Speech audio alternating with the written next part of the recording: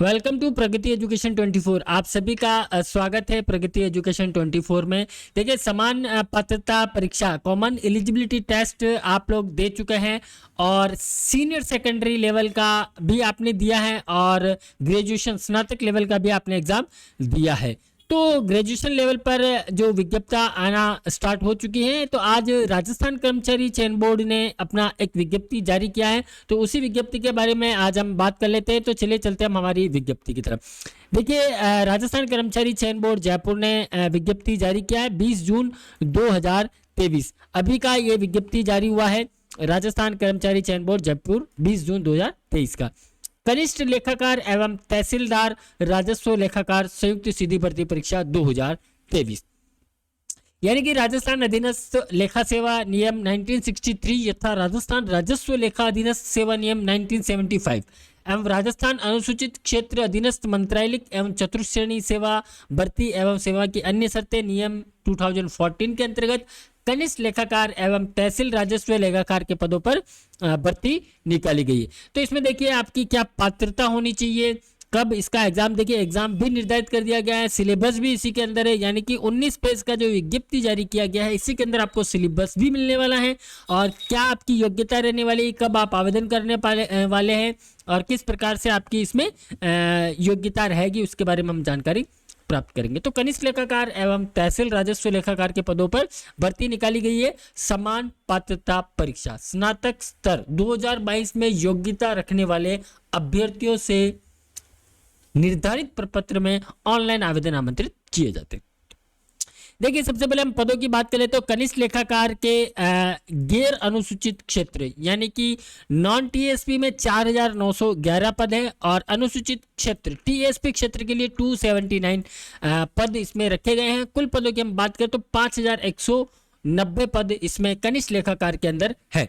तहसील राजस्व लेखाकार की हम बात करें तो 170 जो है गैर अनुसूचित क्षेत्र यानी कि नॉन टीएसपी एरिया के लिए आए हैं और अनुसूचित क्षेत्र टीएसपी की हम बात करें तो 28 पद जो है टीएसपी क्षेत्र के लिए। इसी प्रकार से 198 पद कुल जो है तहसील राजस्व लेखाकार के लिए निकाले गए हैं। सामान्य निर्देशों की हम बात करें तो देखिए 23/5/2022 का एक कार्मिक विभाग का लेटर है, उसके अनुपालना में समान पात्रता परीक्षा स्नातक स्तर यानी कि ग्रेजुएशन लेवल का जो कॉमन एलिजिबिलिटी टेस्ट आपके द्वारा दिया गया था उसकी पात्रता परीक्षा बोर्ड द्वारा आयोजित करवाई जाकर अभ्यर्थियों के स्कोर कार्ड 28/4/2023 को जारी किए गए हैं, यानी कि 28 अप्रैल को इनके स्कोर कार्ड भी जारी हो चुके हैं। तो आप अगर इसमें पात्रता रखते हैं तो आप इसमें आवेदन कर पाएंगे। आगे हम इसके बारे में जानकारी प्राप्त करेंगे। समान पात्रता परीक्षा स्नातक स्तर 2022 की पात्रता परीक्षा में सम्मिलित वे अभ्यर्थी जो कनिष्ठ लेखाकार एवं तहसील राजस्व लेखाकार के पदों की योग्यता रखते हैं वह ऑनलाइन आवेदन कर सकते हैं और आवेदन भरने वाले अभ्यर्थियों में से समान पात्रता परीक्षा स्नातक स्तर 2022 में अर्जित स्कोर के अनुसार विज्ञापित पदों के 15 गुना संबंधित वर्गवार में न्यूनतम कट ऑफ मार्क्स प्राप्त करने वाले अभ्यर्थी कनिष्ठ लेखाकार एवं तहसील राजस्व लेखाकार के पदों की परीक्षा में शामिल होने के लिए पात्र होंगे। तो ऐसे अभ्यर्थी जो ऑनलाइन आवेदन करते हैं उनको नियुक्ति हेतु कनिष्ठ लेखाकार एवं तहसील राजस्व लेखाकार के पदों की प्राथमिकता यानी कि प्रायोरिटी आपको देनी है कि आप पहले कहाँ जाना चाहते हैं, कनिष्ठ लेखाकार में या फिर तहसील राजस्व लेखाकार के अंदर आप जाना चाहते हैं। तो इस प्रकार से बोर्ड द्वारा चयनित अभ्यर्थियों के पदों का आवंटन श्रेणीवार मेरिटवार जो बनाया जाएगा उसकी प्राथमिकता क्रम के यानी कि मेरिट कम प्रायोरिटी के आधार पर किया जाएगा, जो आपको इसमें प्रायोरिटी देना आवश्यक है। अब आवेदन की प्रक्रिया की हम बात कर ले तो आवेदन आप ई मित्र के थ्रू कर सकते हैं या फिर जन सुविधा सीएससी केंद्र जो होते हैं उसके थ्रू, या आप अगर आप स्वयं इसका फॉर्म फिल करना चाहते हैं तो rsm.sb.rajasthan.gov.in इस वेबसाइट पे जाए और रिक्रूटमेंट एडवर्टाइजमेंट यहाँ पे आपको मिल जाएगा जो ये है। बाकी जो टेलीग्राम चैनल है प्रगति एजुकेशन 24 वहाँ पे भी आपको ये नोटिफिकेशन मिल जाएगा। अगर आप खुद आवेदन करना चाह रहे तो आप एसओसी की वेबसाइट पे जाके वहाँ से लॉगिन करके आप इसका आवेदन कर सकते हैं। आप ये ध्यान रखिए कि आपका वन टाइम रजिस्ट्रेशन OTR हो चुका हो, ठीक है।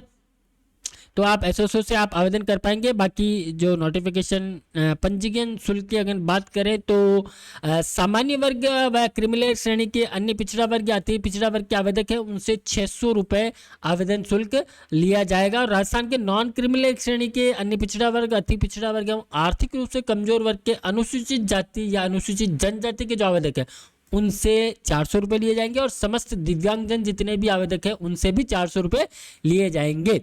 और ऐसे अभ्यर्थी जिनकी पारिवारिक वार्षिक आय 2,50,000 रुपये से कम है, ठीक है, तो उन जो शुल्क है उनका 400 रुपये शुल्क लिया जाएगा। यदि कोई अन्य राज्य से यहाँ पे आवेदन करना चाहते हैं, राजस्थान राज्य से अगर किसी अन्य स्टेट से कोई आवेदन कर रहे हैं, चाहे वो किसी भी कैटेगरी है, तो ऐसे आवेदक को सामान्य श्रेणी का आवेदक माना जाएगा और उनको सामान्य श्रेणी यानी कि 600 रुपये आवेदन शुल्क वहाँ पे देना रहेगा। पदों के वर्गीकरण की हम बात करें तो कनिष्ठ लेखाकार के रिक्त पदों में नॉन टीएसपी में देखिए 4,911 पद दिए गए हैं और बाकी सभी को कैटेगराइज किया गया है। ये आप नोटिफिकेशन में एक बार आप देख लीजिएगा आप किस कैटेगरी में फिट होते हैं, तो उसी कैटेगरी में आप आवेदन करेंगे। तो कैटेगरीज वाइज यहाँ पे दिया गया है। बाकी हॉरिजेंटल रिजर्वेशन भी यहाँ दिया गया है। दिव्यांगजन के लिए अलग से रिजर्वेशन है और मंत्रालय कर्मचारियों के लिए 12.5% यहाँ पे आरक्षित की गई है सीटें, यानी कि लगभग 613 सीटें नॉन टीएसपी में मंत्रालय कर्मचारियों के लिए रिजर्वेशन, हॉरिजेंटल रिजर्वेशन कर दिया गया है। और भूतपूर्व सैनिकों के लिए भी रिजर्वेशन और उत्कृष्ट खिलाड़ियों के लिए भी इसमें रिजर्वेशन कैटेगरी वाइज दिया गया है। आप यहाँ पे एक बार भली भांति चेक कर ले। अनुसूचित क्षेत्र टीएसपी की हम बात करें तो टीएसपी में 279 पद है, जिसमें जनरल कैटेगरी के लिए 99, जिसमें महिलाओं के लिए 29 और विधवा के लिए 11 पद और परित्यक्ता के लिए 2 पद दिए गए। इसी प्रकार से अनुसूचित जाति एससी और अनुसूचित जनजाति एसटी के लिए इसमें आवेदन आप कर सकते हैं कैटेगरी वाइज। एक क्वेश्चन आप लोगों का सभी का टीएसपी क्षेत्र में अधिकतर रहता है कि सर सामान्य क्षेत्र में विज्ञप्ति निकाली गई तो क्या ओबीसी की कहाँ है हमारी? तो देखिए जनरल जो टीएसपी एरिया है उसके अंदर सामान्य अनरिजर्व्ड कैटेगरी ही होती है जिसमें कोई भी आवेदन कर सकता है किसी भी कैटेगरी का हो। और कंसर्न कैटेगरी के जो कैंडिडेट है जैसे एससी वाले अनुसूचित जनजाति तो वो इनकी कैटेगरी में आवेदन करेंगे और अनुसूचित जनजाति है वो एसटी यहाँ पे आवेदन करेंगे। बाकी सामान्य में जनरल कैटेगरी भी आ गया और आपका ओबीसी या अदर कैटेगरी जो भी है वो सब जनरल कैटेगरी ही मान्य होते हैं। तो आप ये क्वेश्चन ना करें कि सर ओबीसी की तो इसमें पद ही नहीं दिए गए हैं। इसी प्रकार से ओरिजेंटल रिजर्वेशन भी इसमें दिया और मंत्रालय कर्मचारियों के यहाँ पे भी 34 पद रिजर्व किए गए हैं। इसी प्रकार से तहसील राजस्व लेखाकार के गैर अनुसूचित क्षेत्र में 170 पद आवेदन रिजर्व 170 पद यहाँ पे नॉन टीएसपी में तहसील राजस्व के हैं और हॉरिजेंटल रिजर्वेशन यहाँ पे भी दिया गया है। और टीएसपी क्षेत्र में 28 पद जो है वो आपके तहसील राजस्व लेखाकार के लिए निकाले गए हैं। इसी प्रकार से इसमें भी हॉरिजेंटल रिजर्वेशन है, एक बार आप देख लीजिएगा, नोटिफिकेशन आपको टेलीग्राम चैनल पर मिल जाएगा। अनुसूचित क्षेत्र के जो रिक्त पदों के लिए केवल राजस्थान राज्य के अनुसूचित क्षेत्र के स्थानीय निवासी ही आवेदन कर सकते हैं, यानी कि टीएसपी क्षेत्र में केवल राजस्थान राज्य के जो अनुसूचित यानी टीएसपी एरिया में जो स्थानीय निवासी है वही आवेदन कर पाएंगे, अन्य कोई भी इसमें आवेदन नहीं कर सकते हैं। लेकिन गैर अनुसूचित क्षेत्र की रिक्तियों के विरुद्ध अनुसूचित क्षेत्र के निवासी भी आवेदन यानी कि टीएसपी कैंडिडेट जो है वो नॉन टीएसपी में भी अपना आवेदन कर सकता है। लेकिन जब उसका चयन हो जाता है, अगर ऐसा हो कि नॉन टीएसपी में भी उसका चयन हो गया, टीएसपी में भी चयन हो गया, तो जब स्टूडेंट अगर चाहेगा अभ्यर्थी कि मुझे कहाँ पोस्टिंग चाहिए तो वो उसको लिखित में वहाँ पे देना रहेगा। बाकी टीएसपी वालों के लिए छूट है कि आप नॉन टीएसपी में भी आवेदन कर सकते हैं, लेकिन नॉन टीएसपी वाले वो टीएसपी एरिया में आवेदन नहीं कर पाएंगे। ये थोड़ा सा आप ध्यान रखिएगा। बाकी नियम कानून कायदे सभी जो विज्ञप्तियों में आते हैं वही है। ज़्यादा वीडियो को लंबा ना करते हुए मैं ले चलता हूँ आपको जो इसके निर्देश है। यानी देखिए अनुसूचित क्षेत्र का मतलब हुआ, टीएसपी एरिया का मतलब ऐसा है कि ऐसा नहीं कि अगर कोई टीएसपी एरिया में अभी कुछ सालों से आकर रहने लग गए तो वो टीएसपी का हो गया है। वहां का सद्भावी निवासी होना चाहिए, यानी कि उनका जन्म 1 जनवरी 1970 के बाद हुआ हो या उनके माता पिता या पूर्वज 1 जनवरी 1970 से पूर्व अनुसूचित क्षेत्र के सद्भावी निवासी रहे हो तो ही आप टीएसपी के कहलाओगे। आपके पास विशेष मूल निवास प्रमाण पत्र यानी कि टीएसपी सर्टिफिकेट आपके पास होना चाहिए, तभी आप टीएसपी के अभ्यर्थी कहलाएंगे।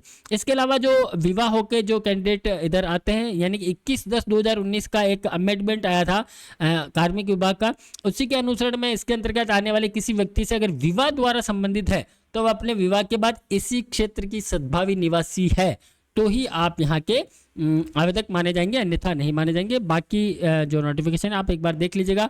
और देखिए, आपको अनुसूचित क्षेत्र को किसी प्रकार की कोई छूट नहीं मिलने वाली, जैसे वेतनमान में, पात्रता, शैक्षणिक योग्यता, राष्ट्रीयता, आयु, पेंशन, विवाह पंजीयन शुल्क में या किसी प्रकार का कोई भी आपको यहाँ पे छूट नहीं मिलने वाली है।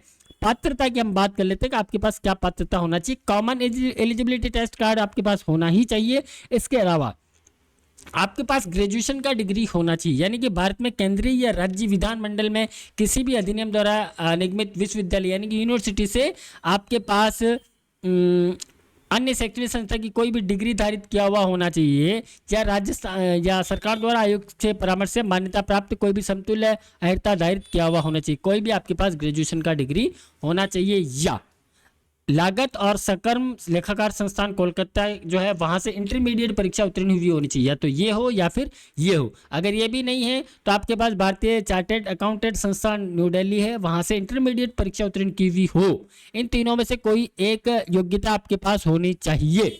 और इसके साथ आपके पास डोएक से ओ लेवल का जो कोर्स होता है कंप्यूटर का, वो होना चाहिए।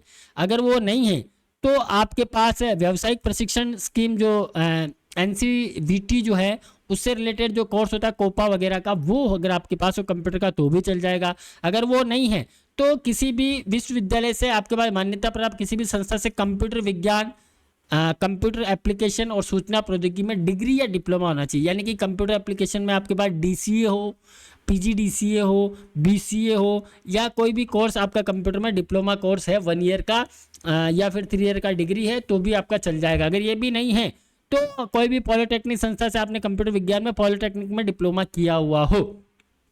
अगर ये भी नहीं है तो आपके पास RSCIT कोर्स होना चाहिए तो ही आप इसके लिए आवेदन कर पाएंगे, अन्यथा आप नहीं कर पाएंगे। हाँ, जो अंतिम वर्ष में अभी पढ़ रहे हैं, जैसे 3rd ईयर में जो कैंडिडेट है वो भी आवेदन कर सकते हैं, लेकिन एग्जाम से पहले आपको जो आपकी पात्रता है 3rd ईयर का आपको रिजल्ट वहाँ पे शो करना रहेगा, अन्यथा आप वहाँ पे एलिजिबल नहीं हो पाएंगे। आयु की बात करें तो 21 वर्ष और मैक्सिमम 40 वर्ष आपकी एज यहाँ पे होनी चाहिए। वेतनमान L10 आपको दिया जाएगा। विवाह पंजीयन आवेदन आवश्यक है।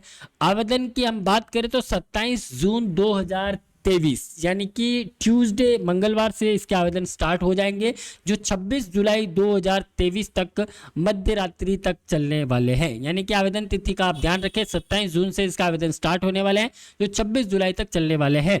परीक्षा की हम बात करें तो 27/9/2023 को इसका परीक्षा, संभावित परीक्षा होने की आसार है। यानी कि इन्होंने एग्जाम डेट यहाँ दिया हुआ है ऑलरेडी, तो आप जमकर पढ़ाई कर ले।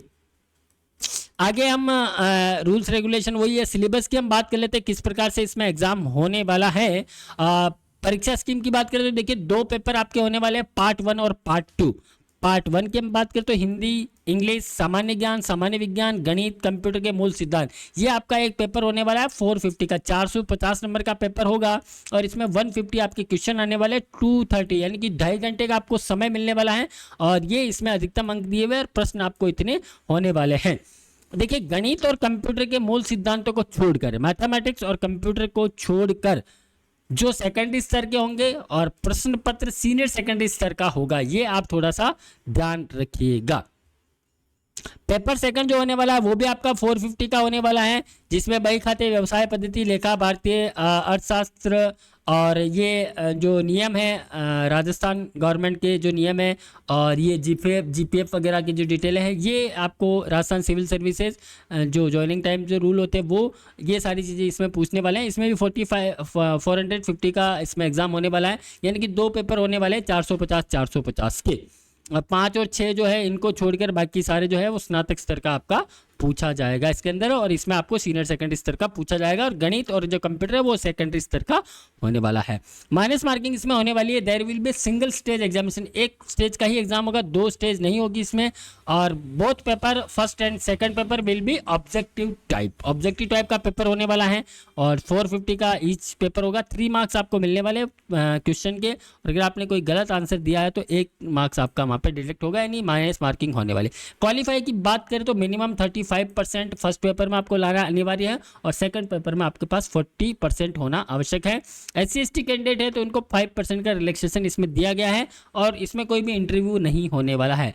और सिलेबस की हम बात करें विस्तृत, तो विस्तृत सिलेबस यहाँ दिया हुआ है हिंदी इंग्लिश में किस में क्या पूछे जाने वाले हैं, तो विस्तृत सिलेबस यहाँ पे आपको देखने को यहाँ पे मिल जाएगा। तो एक बार आप यहाँ से एक बार भली भांति आपका सिलेबस है वो चेक कर ले।